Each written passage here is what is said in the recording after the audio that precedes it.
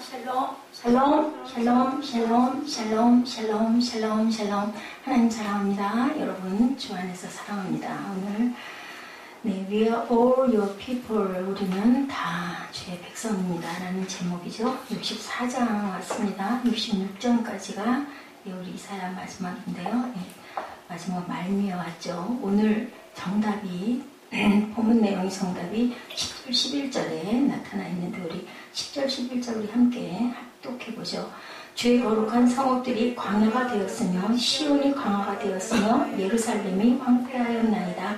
우리 조상들이 주를 찬송하던 우리 거룩하고 아름다운 성전이 불에 탔으며 우리가 즐거워하던 것이 다 황폐하였나이다. 이 12절이죠.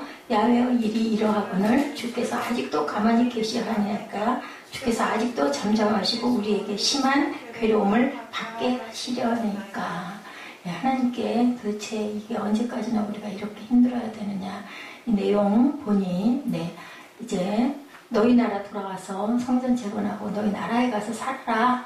그 명령을 받고 이제 그 돌아온 그 이후에 황폐하고 폐허가 된 자기 나라를 바라보면서 이스라엘 백성들이 이렇게 한탄하는 내용입니다. 주의 거룩한 성읍들이 광야가 되었다. 시온이 광야가 되었고 예루살렘이 황폐하였나이다. 주의 조상들이 주를 찬송하던 우리의 거룩하고 아름다운 성전이 불에 탔고 우리가 즐거워하던 것이 다 황폐하였다. 시온을 비롯한 하나님의 백성의 성읍들이 황폐하게 되었다고 무엇보다도 이스라엘 백성들이 하나님을 예배하고 즐거워하던 거룩하고 아름답던 예루살렘 성전이 불타서 없어졌다. 고레스 왕이 너희 나라 돌아가라 해서 돌아보니 정말 볼 수가 없죠. 70년 동안을 그대로 방치해놓고 그 사마리아인들이 그쪽에 또 다른 이방 사람들이 막 섞여가지고 자기들의 나라에 들어와서 있으니 성전을 누가 돌봤겠으며 누가 성벽을 발랐겠어요. 그 전쟁으로 인해서 엄청난 폐허 그리고 또한 다 탈취해갔죠. 전리품이고 뭐고 바벨론에서 와가지고 전부 다 가져갔으니 나라가 어떻게 됐겠습니까? 그걸 보고 너무너무 가슴이 아파서 통탄하는 그런 내용이 오늘 본문의 내용입니다. 이스라엘 백성들을 고통스럽게 하는 것은 황폐해진 성읍과 예루살렘 성전의 모습이 아니라 하나님을 알지 못하는 이방 족속들이 하나님을 모욕하고 이스라엘의 신앙을 능멸하는 것이 2절에 나와 있죠. 우리 2절 봅니다. 주의 원수들이 주의 이름을 알게 하시며 이방 나라들로 주 앞에서 떨게 하옵소서. 이렇게 얘기해요. 원수들, 하나님을 모르는 사람들, 그리고 나라를 침략해서 이렇게 황폐하게 한 그들이 하나님을 알게 하시고 이방 나라들로 주 앞에서 떨게 하소서. 하나님을 겁내고 두려워하게 하는 그러한 상황을 하나님 좀 만들어 주십시오 하고 이렇게 한탄하죠. 이방 족속들이 하나님을 알지도 못하고 오만하게 행하고 있다. 정말 너무너무 가슴이 아프다라는 그런 고백이에요. 12절에서 야훼의 일이 이렇게 됐는데 주께서 아직도 가만히 계시려고 합니까? 이사야서가 66장으로 되어 있죠. 근데 이게 세 부분으로 나누어져 있어서요. 이게 제3이사야라고 이렇게 주석에 나타나 있습니다. 이것은 바벨론 포로에서 돌아왔을 때 그 시절. 여기 우리 성경에 보니까요. 64장에 대한 이야기가 잠깐 기록이 되어 있는데 이사야의 예언 활동 기간이 약 60년간 계속되었다라고 이사야가 굉장히 오래 살았다라는 것을 볼 수가 있어요. 이사야가 왕궁을 마음대로 드나들었죠. 지금 보면은 이사야 첫 부분에 우시야 왕이 돌아가던 해에 그리고 성전에 가서 앉아있다가 보면 하나님의 임재를 경험하는 부분이 나타나 있어요. 이렇게 마음들이 출입할 수 있었으니 그 아마 집안이 굉장히 귀족 출신이었을 것이다.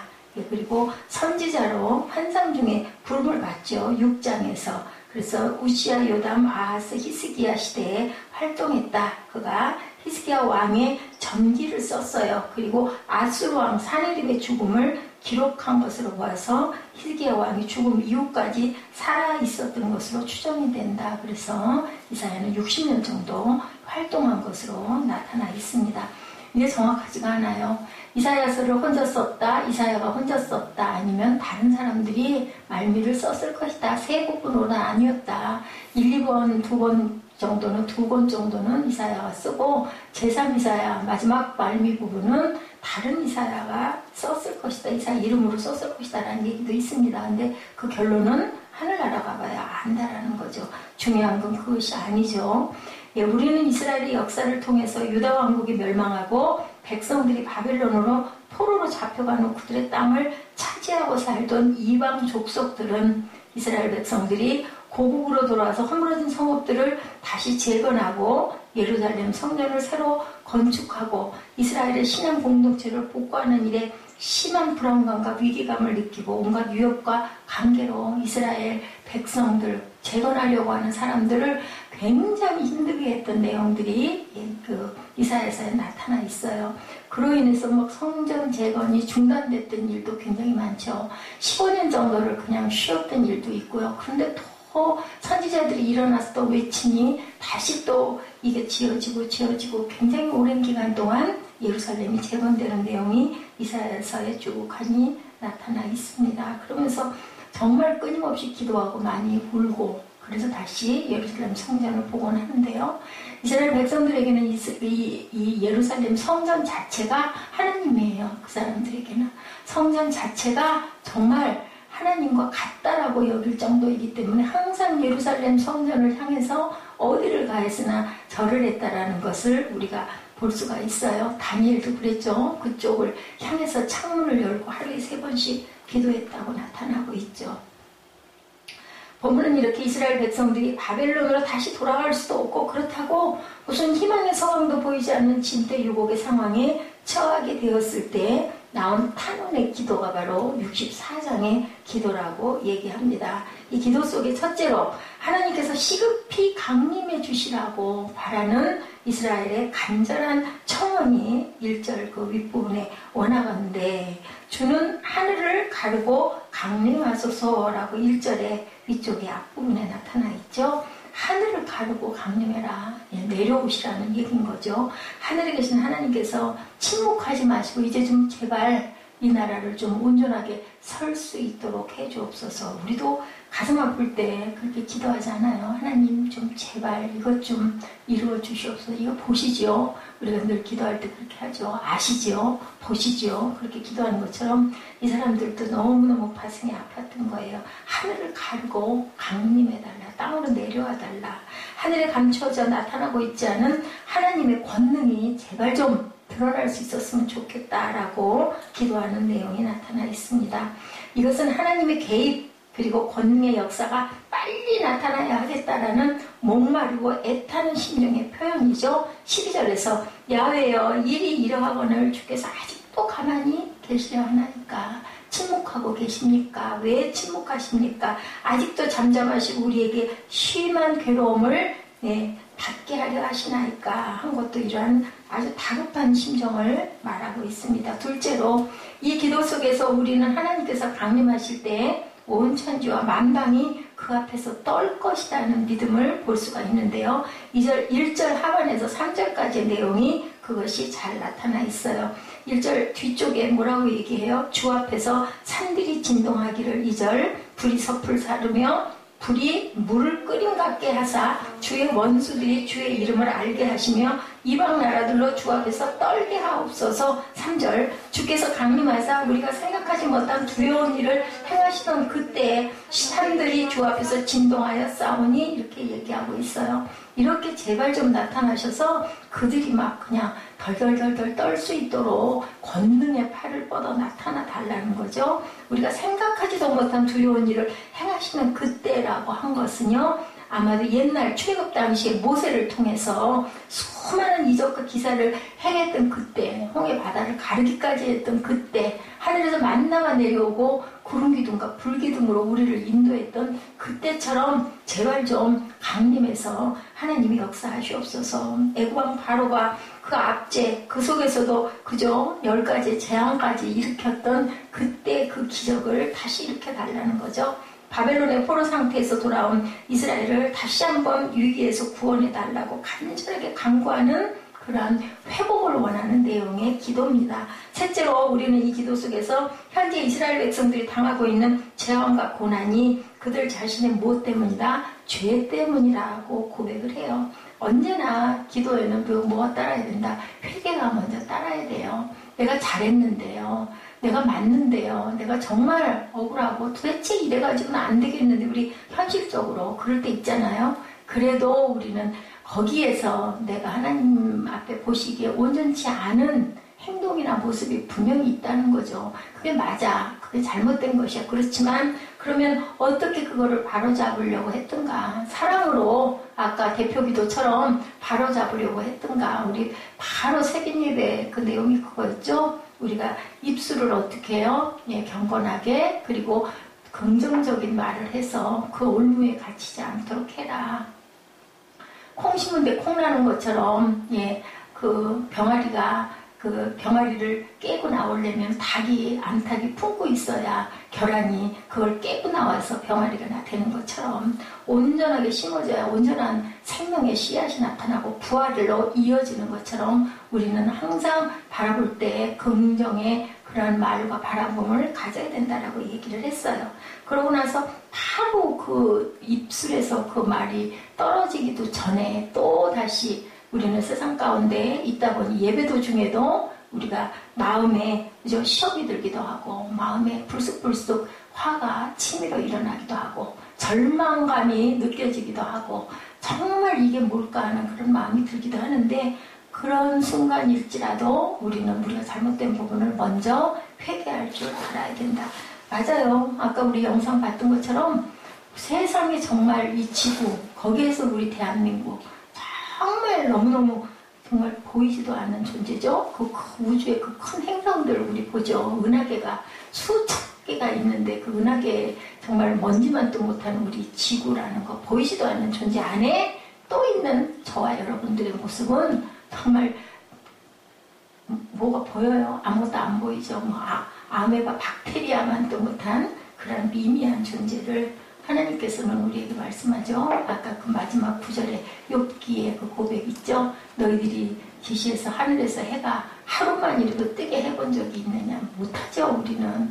그 말씀의 뜻은 우리가 할 수 있는 것은 아무것도 없다라는 거죠. 아마 솔로몬은 아까 저는 그 영상 과학적인 영상이어서 아이들이 보면 굉장히 좀 뭔가 마음의 감동이나 와 그렇구나 이런 부분이 있을까 싶어서 또 그렇게 택해서 볼만한 게 마땅하게 요즘 없어요. 길이가 너무 길어요. 전부 막 27, 8분, 30몇 분씩 되고 그것도 또 막 어른들이 하는 얘기는 우리 중동부에서 좋아할 것 같지도 않고 그래서 선택하기가 어려운데 그나마 과학적인 거라 좀 하고 볼 줄 알았더니 다들 생각이 딴 데가 있어가지고 아주 그러니까 예외를 예배로 드리지 않으면요 어떻게 좋은 말씀을 증거하고 전하려고 해도 그거는 될 수가 없는 부분이에요. 그렇다고 해서 또 목사가 그런 부분 때문에 속상하고 마음이 안 좋다 그래서 그런 표현을 좋지 않게 하는 것도 잘못된 부분이죠.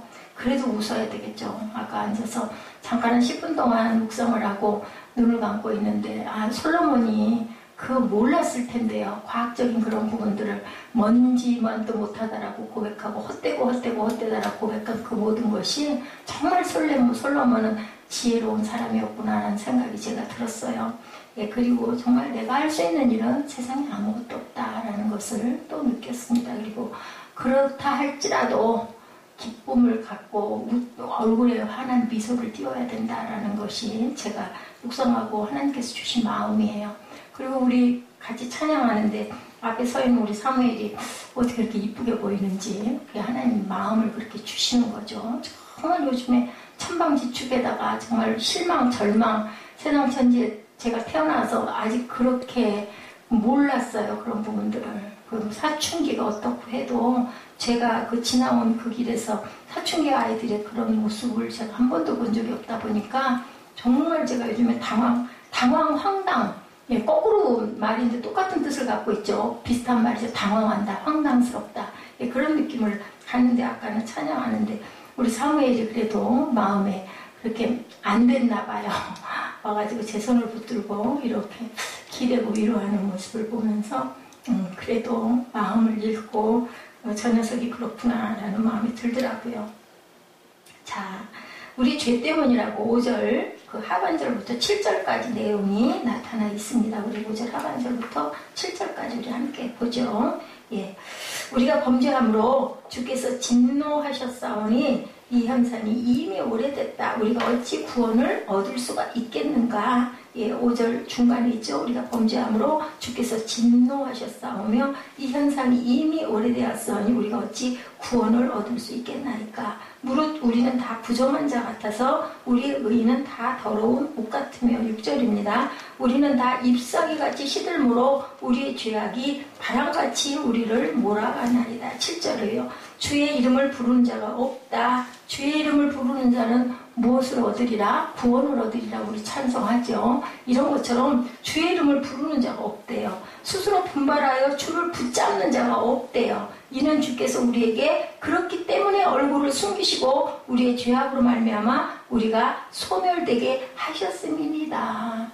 하나님이 잘못된 거는 아무것도 없고 우리가 하나님을 몰라보고 부르지도 않고 찾지도 않고 그리고 주를 붙잡는 자가 없으니 기도하는 자가 없고 원하는 자가 없으니 주께서 우리에게서 얼굴을 숨기시고 우리 죄악으로 말미암아 우리가 소멸되게 하셨음이니이다. 우리 죄입니다라고 이렇게 고백하죠. 8절에 야훼여 이제 주는 우리 아버지이십니다. 그래도 우리는 진흙이고 하나님께서 우리를 지으셨습니다. 예, 주는 토기장이시다라고 얘기하죠. 우리는 다 주의 손으로 지으신 것이니 분노하지 마소서. 9절이죠. 죄악을 영원히 기억하지 마시고 구하오니 보시옵소서.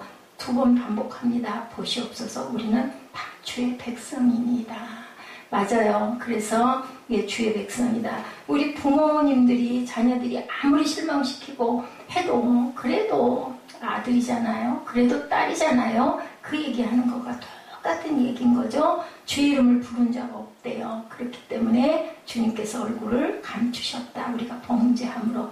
네, 6절에서 주의 이름을 부르는 자가 없으며 스스로 분발하여 주를 붙잡는 자가 없다. 5절에서 이 현상이 이미 오래되어 싸우며 하고 얘기합니다. 너무 이 현상이 이미 오래되었다. 5절 하반절에 나와 있죠. 네, 아주 정확하게 이유를 설명하고 있습니다. 그렇기 때문에 이스라엘 백성들이 오랫동안 하나님을 잊어버리고 하나님께 범죄하고 부정하게 살아왔음을 고백하는 거죠. 이것 때문인 것을 우리가 압니다. 그렇지만 우리는 하나님 거잖아요. 주님이 우리를 만드셨잖아요. 그러니 이제는 노함을 푸시옵소서라는 얘기를 하는 거예요. 야훼여 너무 분노하지 마옵시며 9절이죠. 죄악을 영원히 기억하지 마옵소서. 보시옵소서. 보시옵소서. 결국 잊어버렸던 하나님의 백성의 자리를 되찾아오는 이스라엘의 모습을 우리가 볼 수가 있습니다. 그리고 끝으로 우리는 이 기도 속에서 이스라엘이 되찾은 하나님에 대한 인식을 확인하는데요. 첫째는 하나님은 홀로 살아계신 참 하나님이시고 우주 만물과 역사의 주인이시고 공의의 심판자다. 1절 하반부터 5절까지 내용이 그것을 나타내주고 있어요. 주 앞에서 산들이 진동하기를 불이 섭을 사르며 불이 물을 끓인 같게 하사 주의 원수들이 주의 이름을 알게 하시며 이방 나라들로 주 앞에서 떨게 하소서.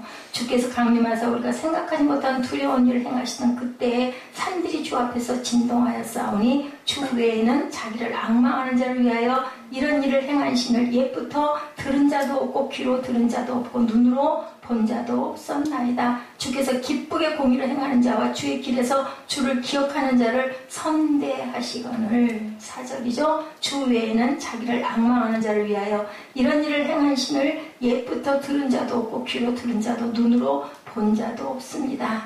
야훼 하나님만이 홀로 살아계신 참 하나님이시라고 얘기하죠. 1절에서 3절에 주 앞에서 산들이 진동하고 이방 나라들로 주 앞에서 떨게 하시고 한 것은 하나님께서 우주 만물과 역사의 주인이심을 고백하는 내용입니다. 5절에서 주께서 기쁘게 공의를 행하는 자와 주의 길에서 주를 기억하는 자를 선대하시거늘 한 것은 하나님께서 공의의 심판자이심을 선언하고요. 둘째로 그 홀로 참 하나님이시고 우주 만물과 역사의 주인이시며 심판자이신 하나님이 그들의 아버지시라는 것. 우리는 또한 주의 백성이라는 거죠. 그러나 야훼여 이제 주는 우리 아버지십니다.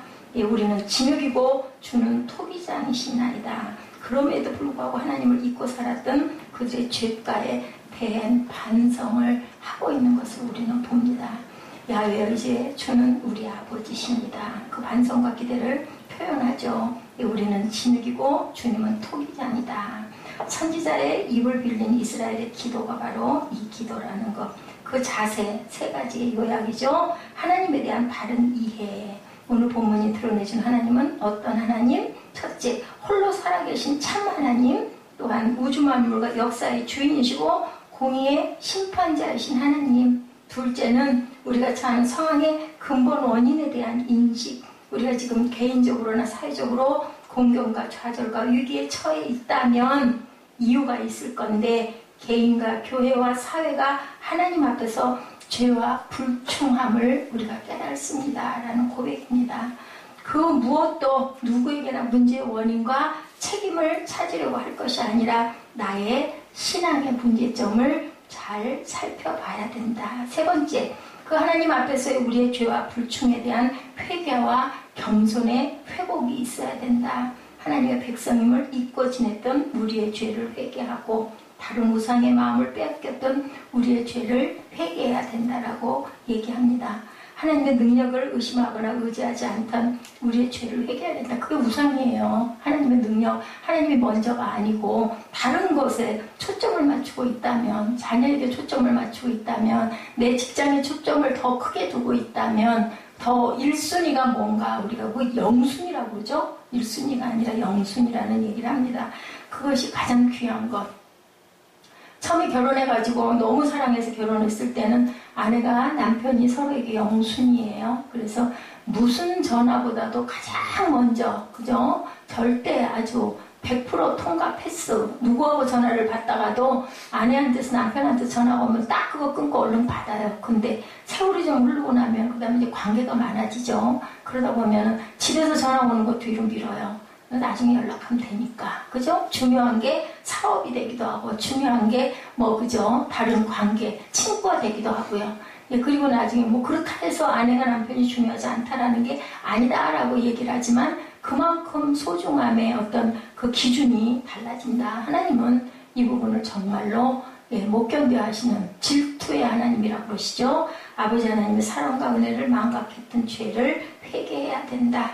인류의 죄와 그로 인해 인간에게 닥친 죽음, 모든 고통과 불행을 해결하고 오신 아까 보이신 예수 그리스도, 성령이 내 안에 계시죠. 그 고백을 우리는 늘 해야 된다. 살아있는 종교, 기독교는요, 하나님의 돌아가심과 부활이 없다면 살아있는 종교가 절대로 될 수 없다.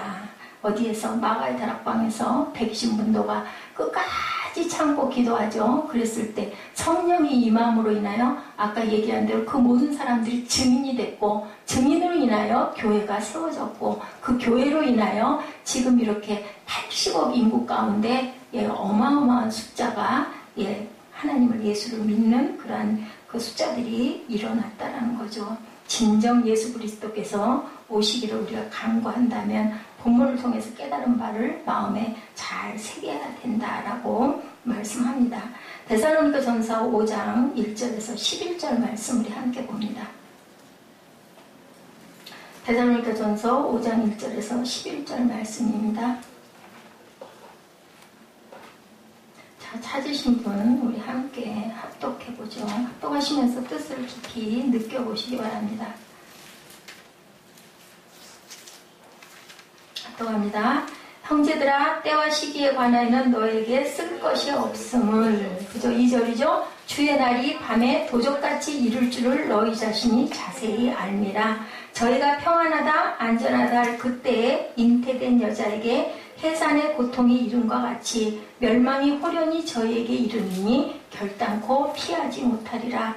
형제들아, 너희는 어둠에 있지 아니하매 그날이 도적같이 너에게 임하지 못하리니 너희는 다 빛의 아들이요 낮의 아들이라. 우리가 밤이나 어둠에 속하지 아니하나니 밤이나 어둠에 속하지 않았음을 알아야 할 것이다. 그죠? 6절에 그러므로 우리는 다른 이들과 같이 자지 말고 오직 깨어서 근신해라. 자는 자들은 밤에 자고 취하는 자들은 밤에 취하되 우리가 낮에 속하였으니 근신하여 믿음과 사랑의 흉배를 붙이고 구원의 소망의 투구를 쓰자. 하나님이 우리를 세우심은 노하심에 이르게 하심이 아니요 오직 우리 주 예수 그리스도로 말미암아 구원을 얻게 하려 하신 것이라. 예수께서 우리를 위하여 죽으사 우리로 하여금 깨든지 자든지 자기와 함께 살게 하려 하셨느니라. 그러므로 피차 권면하라고 얘기하죠. 말씀하죠. 피차 권면하라는 건요. 뭐예요? 주 안에서 잘 서로에게 권면하는 것, 격려하는 것, 참으로 예수님이 원하시죠. 기뻐하시는 진리인 사랑을 실천하는 것, 형제사랑의 세 계명을 지키고 행하고 누리는 것을 말씀하고 있습니다. 이사야 64장 8절 말씀이죠. 그러나 야훼여 이제 주는 우리 아버지시니다. 우리는 진흙이고 주는 토기장이시니 우리는 다 주의 손으로 지으신 것이다 라고 고백을 합니다. 그래서 우리는 하나님의 것이다. 우리는 하나님의 백성이다. 어떤 신학교에 시험을 보러 간 학생이 너무너무 공부를 안 했어요. 시험지를 보니까 쓸 수 있는 게 없더라고요. 전부 다 그죠? 까맣게 써진 건 뭐 문제고 하얀 거 백지고 들여다보다가 어떻게 시험을 받겠어요? 거의 백지 시험을 봐고 이제 면접을 하느라고 면접관 앞에 가서 섰어요. 그랬더니 면접관 중에 한 명이 이렇게 보더니 그렇게 공부를 안 해가지고 목사가 되겠다고 신학교를 지원을 했는가라고 얘기를 하더래요. 할 말이 없잖아요. 그래서 이렇게 보다가 할 대답이 궁해서 다 같이 기도하시겠습니다. 근데 이 사람 뭐가 되긴 될 것 같아요. 자질이 있는 것 같아요. 저 같으면 그렇게 못할 텐데. 예, 그 많은 몇 명의 감독관들 다 교수들이고 목사님들인데 어떻게 학생이 면접하다가 할 말이 궁하니까 다 같이 기도하시겠습니까? 했겠어요. 근데 기도했대요. 그러면서 기도하면서 그렇게 기도했대요. 하나님 어찌하다가 제가 이렇게 공부를 못해가지고 좋은 답을 쓰지 못했습니다. 그렇지만 하나님이 제 입장과 형편을 아시죠. 이 목사님들의 이 감독관님들의 마음을 움직여 주셔서 제가 이 학교에 꼭 합격할 수 있도록 해주시옵소서 하고 기도를 했대요. 기도 말미에 어떻게 하겠어요? 예수님의 이름으로 기도합니다 했어요. 다 뭐 기도하니까 아멘 할 거 아니에요. 끝내야 되니까 아멘 했어요. 끝나고 나서 이 학생이 그렇게 대답했대요. 얘기했대요. 이제 전부 다 교수님들 아멘 하셨으니까 나를 학교에 꼭 붙여줘야 됩니다. 만약에 안 붙여주고 떨어뜨리면 하나님께 거짓말한 게 되니까 혼날 겁니다. 라는 얘기를 했답니다. 결과가 어떻게 됐을까요? 붙었어요. 떨어졌어요. 그 교수님들이 대답은 아멘 했지만 전혀 마음에 그 학생을 붙여줘야 되겠다라는 성령의 감동이 오지 않았다라는 거예요. 어떻게 해야 된다고요? 우리가 해야 할 바를 우리의 때에 그죠? 최선을 다해서 열심히 살아야지. 그 학생이 신학교를 가려면 어떻게 했을까요? 공부를 열심히 했어야 되겠죠. 시험 답안을 잘 써야 되겠죠. 근데 뭐가 우상이었을까요? 노는 게 우상이었을 것 같아요. 지금 제가 이 우상, 누구든지 주의 이름을 부르는 자는 구원을 얻으리라. 주의 이름을 부르지 못한 거예요. 그죠? 우리가 우리 자리에서 최선을 다해야 되는데 그렇지 못했기 때문에 결과는 떨어질 수밖에 없었다. 떨어지고 나서 뭐 그 다음에 어떻게 됐는지, 다시 또 공부를 했는지, 다시 일어났는지, 그거겠죠. 오늘 여기 본문 말씀도 우리의 죄 때문입니다 라는 것을 깨달았다면, 내가 공부를 안 해서 그렇구나 깨달았다면 다시 공부하겠죠. 회개를 하는 건 아이고 내가 잘못했어. 그것만 끝이 아닌 거예요. 회개라는 것은 내가 잘못했어를 알면 돌이켜야죠. 잘 해야죠. 그죠? 그게 바로 회개라는 거. 제가 예화를 보면서 맞다 하는 생각이 들더라고요. 선택은 누가 해요? 본인이 하고. 선택을 했으면 최선을 다하고 언제까지? 아브라함이 그죠? 이삭을 얻느라고 25년 고생하고 또 다시 모리아산으로 번제로 바치러 가기까지 뭘로? 믿음으로 하나님께서 살려주실 걸 믿는 그런 믿음을 가졌을 때 내가 너에게 뭐 주신다고요? 복 주고 복 주리라 라는 그런 말씀을 하신다라는 것을 제가 64장을 새벽녘에 제가 이게 설교가 마무리가 안 돼가지고요. 그래서 오늘 제가 실수를 했고 갖다 주셔서 제가 아까 인사도 못했네요. 감사한데 어쨌든 간에 그거를 이걸 어떻게 우리 우리 식구들에게 잘 전할까? 근데 이게 이사야가 좀 어려워요. 그 어려운 얘기를, 신학적인 얘기를 뭐 저는 편하겠지만 막 그렇게 전달한다고 해서 은혜가 아닐 것 같아서 이 64장은요 읽기만 해도 기도기 때문에 우리가 그 마음을 이룰 수 있는데 그 예화적인 아까 그 신학생 얘기는 너무너무 정말 우리 사무엘이 들어도 그렇고 우리가 정말 쉽게 알아들을 수 있을 것 같아서 말미에 여러분들에게 꼭 전하고자 했습니다. 자리에서. 근데 그게 어땠어요? 광야에 출애굽하라고 할 때, 가나안 땅 가라고 그래가지고 출애굽했을 때, 그러면 잘 들어가서 잘 살았어야 되잖아요. 근데 어떻게 됐어요? 못 들어가죠. 못 들어가가지고 36년 동안을 방황을 하죠. 그래서 그 거리가 단 얼마 되지도 않은 그 거리를, 그죠? 그리고 죄를 짓게 만들어요. 그럼 하나님은 거기 가서 잘 살으라고 그랬는데 왜 못 들어가냐고. 그럼 쑥 들어가야 맞는데 빨리 가서 들어가가지고 거기서 막 정말 집 짓고 농사하고 잘 먹고 잘 살아야지 그 축복이잖아. 근데 뭐야, 광야에서 1세대들이 다 죽게 될 정도. 그건 무슨 응답이 그러냐고요. 근데 이게 바로 우리 인생이고 그 선택을 온전하게 하지 못하고 불평하고 불만하고 하나님을 온전하게 믿지 못하다 보니까 결국은 광야에서 죽는 사건이 일어난다.